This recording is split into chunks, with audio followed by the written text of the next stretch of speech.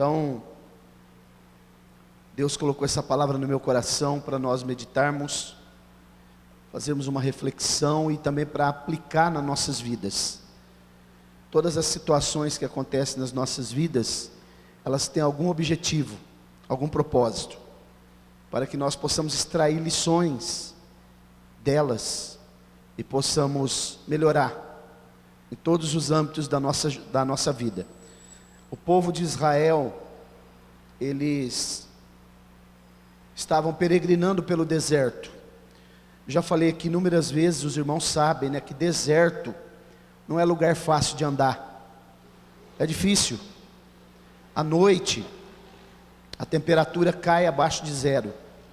Durante o dia, passa de 50 graus de calor. Tem perigos no deserto, escassez de água, solidão.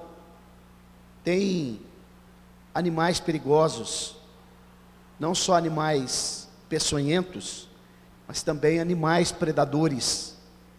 E o deserto ele é perigoso, ele tem intempéries, Agora, o povo de Israel, eles estavam passando por um momento aqui que me chamou a atenção.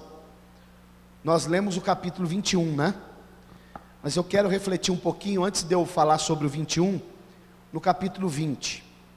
A Bíblia diz que, no capítulo 20, que Miriam havia morrido. A morte de Miriam, a irmã de Moisés, o capítulo 20, a Bíblia diz que Miriam morreu e foi sepultada. O povo ficou em Cádiz, e a Bíblia diz que não havia água para a congregação. Os irmãos já imaginaram? Deserto sem água? Já estavam passando por um momento de tristeza pela morte de Miriam, e foi aquela que cantou, quando eles passaram pelo Mar Vermelho, ela cantou: só o Senhor é Deus, no momento em que Faraó e seu exército foi tragado pelo mar. Agora eles estão sem água no deserto, e a Bíblia diz que no momento que eles estão sem água, versículo 2 do capítulo 20, não havia água para a congregação, o ajuntamento do povo de Israel. E a congregação então, primeira coisa que eles fizeram quando não havia água, murmuraram. A Bíblia diz, a Bíblia diz que eles ficaram se ajuntaram, se congregaram contra Moisés e contra Arão. Primeira coisa que eles fizeram, se congregaram, se ajuntaram contra os líderes, porque eles estavam depositando toda a responsabilidade sobre os líderes. E não é assim que acontece, irmãos? Vamos dar uma olhada para nós, para a situação da igreja. Quando acontece alguma coisa, geralmente as pessoas começam a depositar toda a responsabilidade sobre os líderes. Observa o versículo 3 do capítulo 20, para a gente entender a mensagem dessa noite.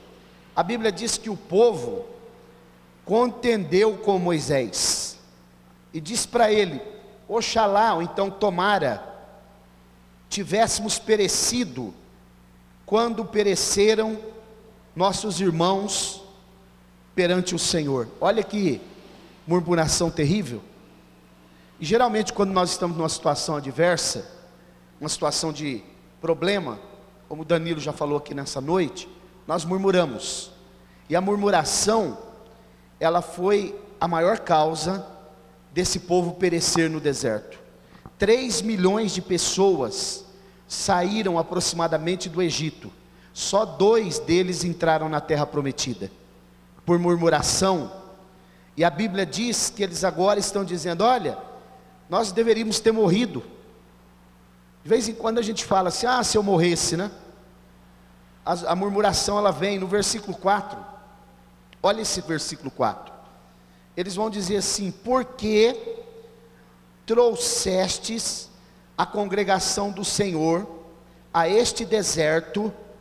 Ou eles vão dizer assim: para o deserto, para que morramos aqui, nós e os nossos animais, eles estão perguntando: ora, irmãos, quem foi que levou esse povo para o deserto?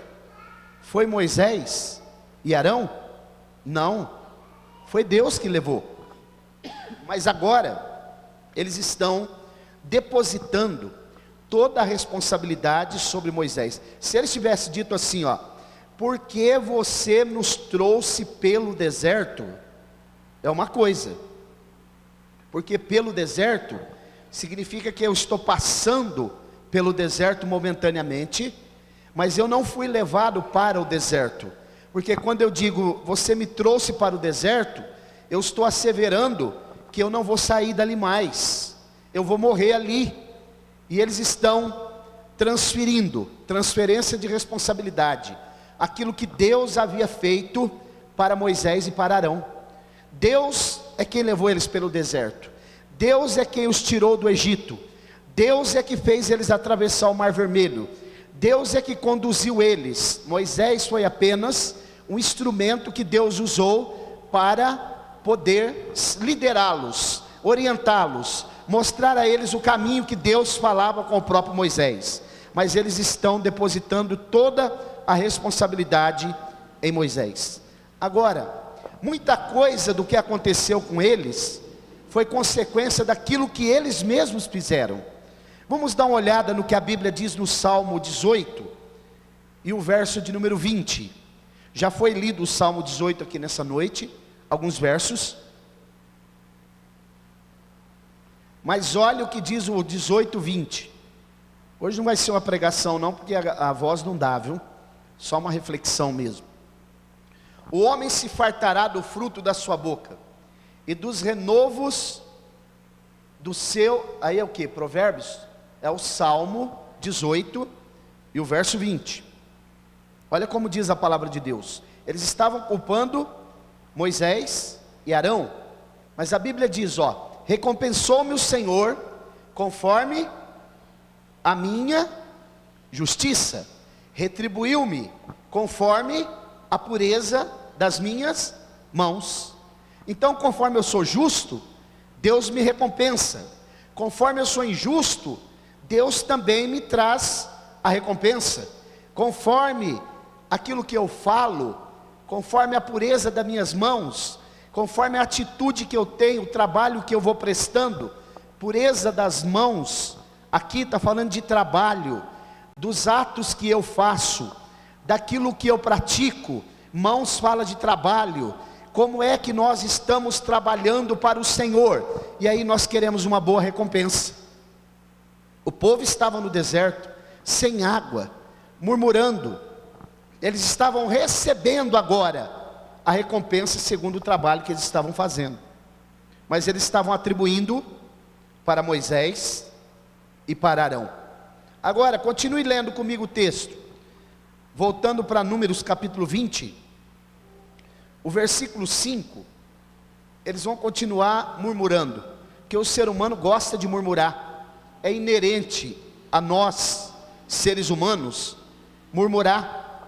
Quando nós não temos uma situação adversa, nós murmuramos. Quando nós temos, murmuramos mais ainda. Se falta algum problema, nós arrumamos um problema para murmurar. Isso é característico do ser humano. Agora, o versículo 5: e por que nos fizeste subir do Egito, para nos trazer a este lugar mau? Olha, irmãos, Deus tirou eles do lugar mau. O Egito era o lugar mau. O Egito é um tipo do mundo, das trevas, da perplexidade, das sombras, da sombra da morte. Deus tirou eles do lugar mau e vai conduzindo eles à terra prometida. Mas eles estão dizendo que o lugar aonde Deus os havia conduzido é que era mau. Nunca nós devemos dizer que o lugar aonde Deus nos leva, ou onde nós estamos desfrutando da presença de Deus, da benevolência de Deus, é mau. Nunca. Porque Deus nunca nos levará a um lugar mau. Deus sempre nos conduzirá para o nosso bem, para nos moldar, para nos aperfeiçoar, para tratar o nosso caráter, para que haja mudança em nossas vidas e nós possamos ser transformados. Observem, eles estão dizendo que o lugar é mau, que Deus, que os líderes tinham levado eles para o lugar mau. Mas irmãos, eles haviam esquecido nesse momento de tudo aquilo que Deus já havia feito, porque nós temos uma capacidade de esquecer o que Deus faz para nós. Cada um de nós que estamos aqui nessa noite, se você começar a fazer uma retrospectiva, e eu também, nós podemos lembrar de muitas coisas que o Senhor já fez por nós, mesmo nós não sendo merecedores, mas Ele fez, e Ele continuará fazendo.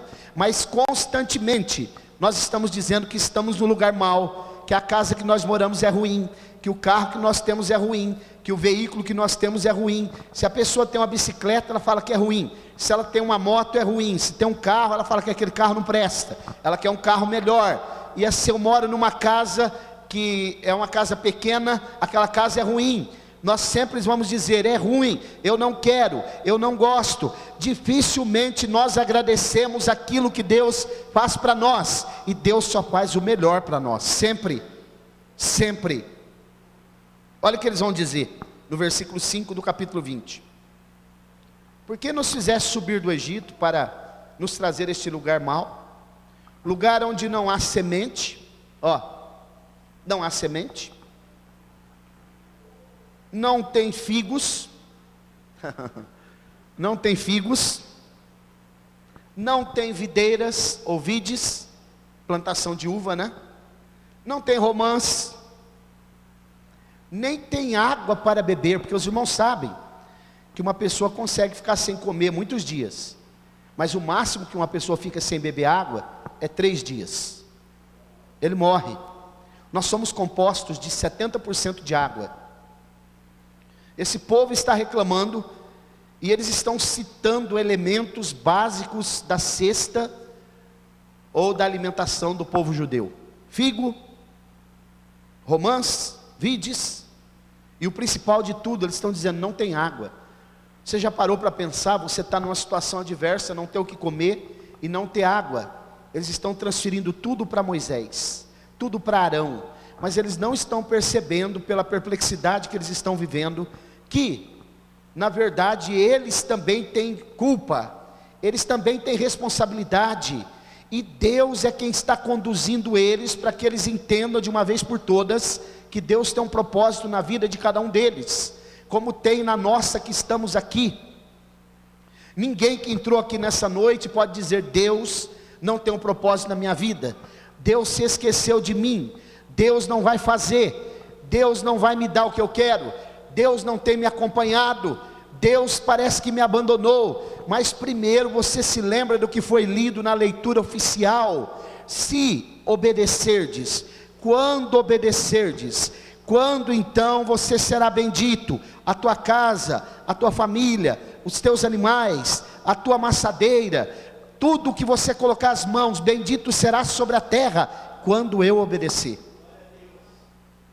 Eu fui pastor numa igreja, eu tinha um irmão lá, murmurador, tribuloso, e ele cantava um hino na igreja, do Nani Azevedo, dizia assim: bendito serei na terra, bendito serei no campo, quando eu obedecer. E um dia ele veio falar para mim, que ele tinha que ser bendito. Falei, mas você está cantando só um pedaço do hino, rapaz, canta o resto do hino.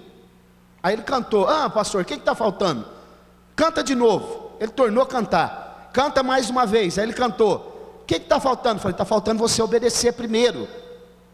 Quando você obedecer, você vai ser bendito. Aí ele fechou a cara comigo, né, e ficou uns dias meio depois. Ele falou, não pastor, o senhor tem razão. E aí eu fui tomar um café na casa dele. A esposa dele não congregava com ele na igreja que ele congregava, ela era de outra igreja. E aí nós estávamos tomando café, ela disse assim, pastor Mauro, o senhor sabe por que eu não congrego na igreja que o senhor é pastor junto com meu marido? Não, irmã. Por quê? Por causa desse homem, ela falou, porque ele é problemático, todos os problemas que tem na igreja ele está envolvido, por isso eu não vou lá, porque eu tenho vergonha. Irmãos, esse homem não sabia se ele sentava, se ele levantava, se ele entrava para o quarto, se ele tomava café. E aí ele parece que a princípio ele entendeu, mas depois ele piorou de novo. Eu vi falar que depois que eu saí de lá ele deu uma melhorada, mas que agora ele já piorou de novo. Porque não estava entendendo e não entendeu, e tem muitos anos na igreja. E é uma pessoa extremamente capacitada. Qualquer trabalho que você der para ele fazer, ele faz com maestria. Mas precisa entender. Nós precisamos entender o que Deus tem para nós. Deus fala conosco e vai nos orientando, para que nós possamos tomar as decisões corretas. Essa pessoa que eu disse para vocês que eu convidei para vir na igreja hoje, ele falou para mim: eu preciso ir, pastor Mauro, porque realmente eu preciso voltar a congregar, eu estou parado, eu tomei algumas atitudes erradas, eu preciso ir, mas ele não veio. Irmãos, olha aqui, versículo 6 do capítulo 20. Então Moisés e Arão se foram, quando eles estavam tão murmurando, eles estavam tão difíceis de lidar com ele, que Moisés e Arão saíram de frente da congregação, da porta da congregação, e sabe o que eles fizeram? A Bíblia diz que eles lançaram os seus rostos, e a glória do Senhor lhes apareceu.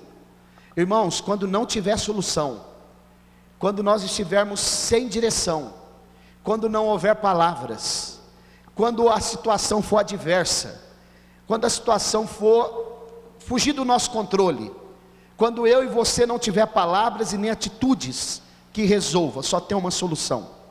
Quando os homens disserem que não dá mais, quando o médico der um diagnóstico negativo, quando o advogado disser que não tem jeito, quando alguém disser: olha, isso aqui não tem solução, não resolve, só tem uma maneira: lança o teu rosto em terra, diante do Senhor, busca a face dele. Ainda há uma instância para cima. Aqui no Brasil tem 4 instâncias na justiça, sabia? 4, é o único país do mundo que tem 4 instâncias.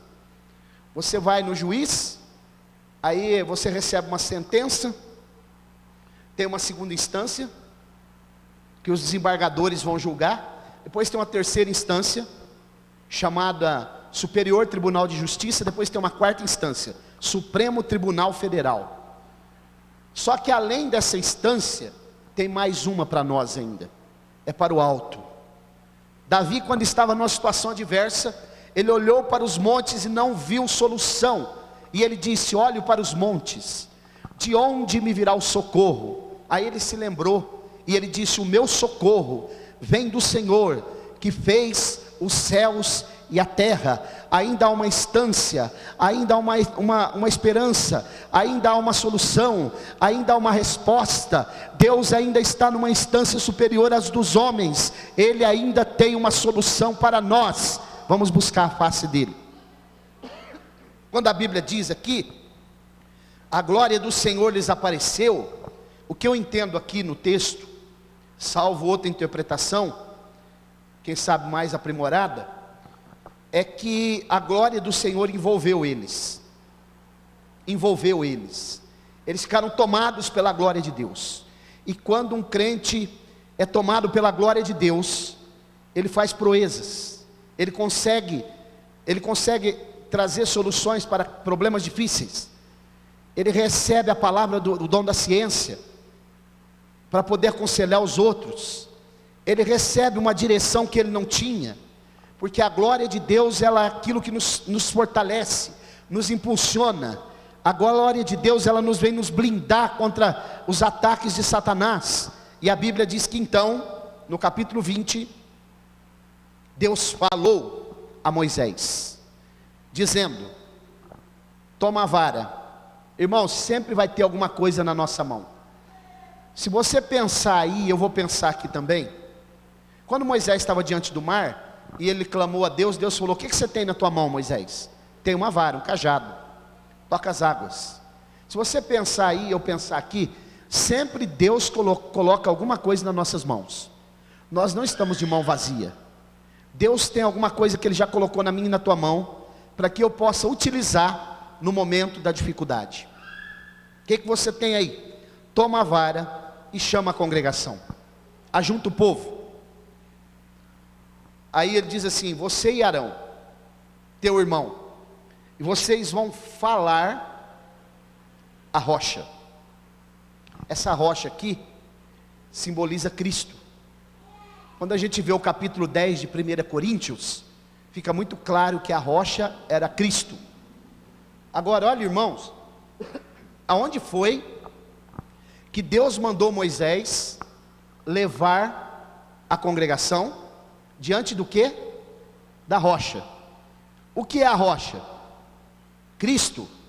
Então só há uma solução, só há uma maneira de nós alcançarmos direção, alcançarmos, fazer uma reviravolta nos problemas, servirmos a Deus com fidelidade e buscarmos aquilo que está faltando. Estava faltando água.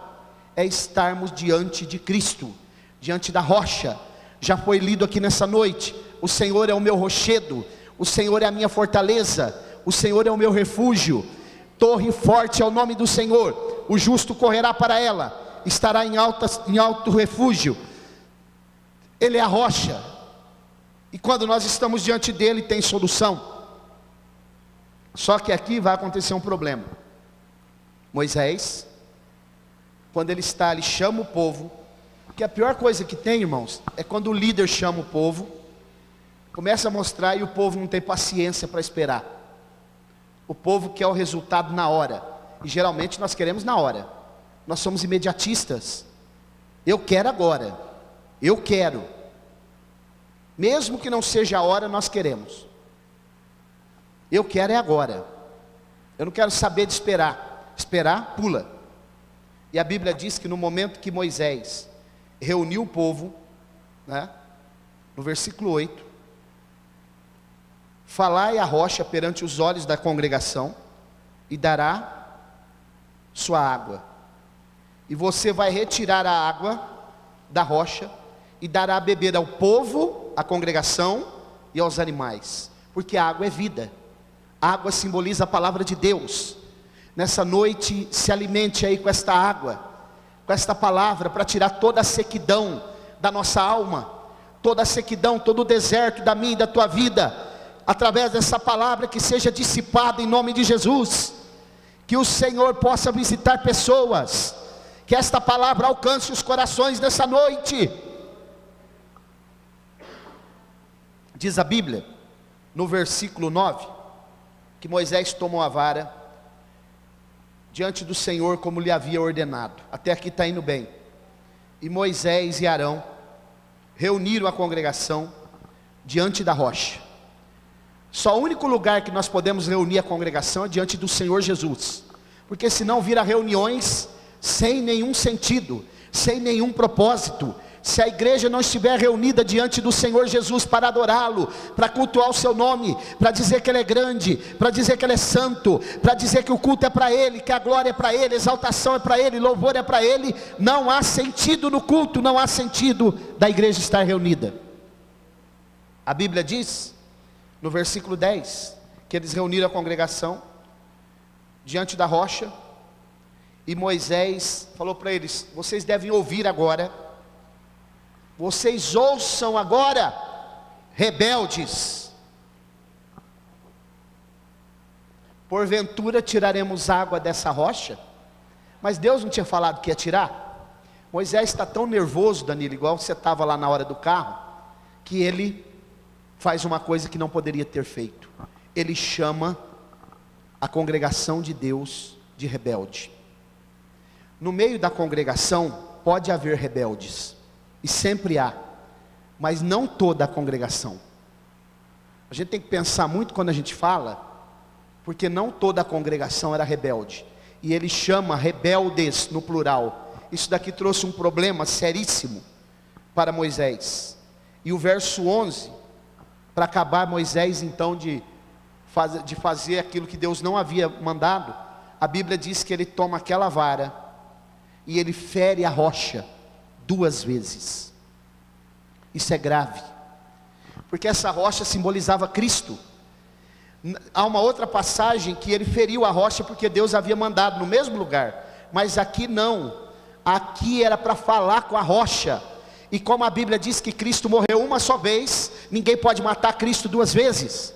Não se pode matar Jesus duas vezes. E Moisés fere a rocha duas vezes. O grande líder, o grande legislador, o homem preparado, formado nas principais faculdades do Egito, mas agora diante de Deus, diante da pressão do povo, ele explode. Moisés, o homem mais manso da terra. Imagina o pastor Mauro, hein? O mais manso da terra. E a Bíblia diz que naquele momento, isso aqui é muito sério, irmãos, porque quando alguém faz essa atitude que Moisés fez, ele toma para si uma prerrogativa que não é dele. Isso é chamado de crime de terafim. Ele traz para si uma responsabilidade que era de Deus. Ele se coloca como Deus diante do povo. Não pode fazer isso. E agora Deus, a Bíblia diz que saiu muita água. Água saiu. E a Bíblia diz no versículo 11, que a congregação bebeu e os seus animais beberam. Vocês queriam água? Bebam água aí. 12. E o Senhor disse a Moisés e Arão: porquanto não crestes em mim? Deus não tinha falado que ia sair água? Só falando com a rocha? Não adianta eu pregar aqui a noite inteira se vocês não crerem nessa palavra, porque a palavra tem que estar misturada com a fé. Eu já falei isso aqui muitas vezes. Temos que crer nessa palavra, essa palavra é verdade. Olha, irmãos, ainda que Deus não faça o que nós queremos, ainda que Ele não faça o que nós estamos pedindo, mas Ele é Deus, Ele continuará sendo Deus. Se eu continuar sendo crente, Ele é Deus. Se eu parar de ser crente, Ele é Deus. Se eu ficar vivo, Ele é Deus. Se eu morrer, Ele é Deus. Se essa cidade de Colina sumir do mapa, Ele continua sendo Deus. Ele é Deus. E se Ele falar, nós temos que crer. Vocês não creram? Para santificar diante dos filhos de Israel? Por isso, não introduzireis essa congregação na terra que eu tenho dado. Pronto. Moisés perdeu o direito de entrar na terra prometida. Agora, observe, eu estou caminhando para o fim. No versículo 14, a Bíblia diz que depois do capítulo 20, no 13 a Bíblia diz que as águas eram em Meribá, né? E os filhos de Israel contenderam com o Senhor e se santificou neles. Depois Moisés de Cádiz mandou mensageiros ao rei de Edom, Edomita, dizendo que ele queria passar pela terra de Edom. Ele precisava passar por lá. E sabe o que aconteceu? O rei de Edom não deixou eles passarem por lá. Haverá dificuldades. Pessoas não deixarão a gente passar. Vai ter momentos, Danilo, que vai parar outro carro na tua frente. Pessoas não deixarão nós passarmos. Vai estar fechada a porta. Vai estar fechada a rua. Vai estar fechado o caminho. Deixa eu passar. Por aqui não. Deixa-nos passar. Por várias vezes ele vai pedir. E ele não vai deixar. Não vai passar. O versículo 17 ele fala: deixa-nos passar. Ele diz não. No 18 ele diz não. Nós faz o seguinte: nosso gado não vai beber a sua água, deixa a gente passar. Não vai passar. No versículo 20 ele diz: não passarás. E se vocês tentar passar, eu vou juntar um exército aqui e vou contra vocês. Um povo forte. No 21, recusou Edom de deixar passar Israel pelo seu termo. Por isso Israel se desviou dele. Vai ter momentos que nós não vamos poder passar. Você tinha que ter desviado, Danilo. Tem momentos que vai estar fechado.